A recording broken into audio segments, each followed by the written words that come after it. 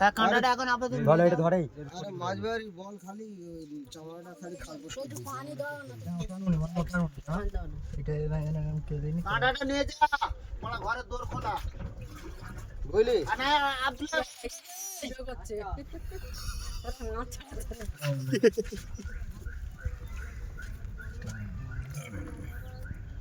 দেখি হ্যাঁ হ্যাঁ ছুঁই ধরে তো ওইদিকে দেখি এখন ডাকছে তুমি বলছো মরে গেছে না এ বলছে মরার কথা আর জানতো তোরা এই বলছি যে মোরা আবার এই বাড়ি বই দিয়েছি বল 10 টাকা ফিনিশিং না বেশি এখানে একটা কিছু বুঝছো বালি করতে পারবে মাছ এখন তুই ঘন্টা পানি মার না এইটা বুঝো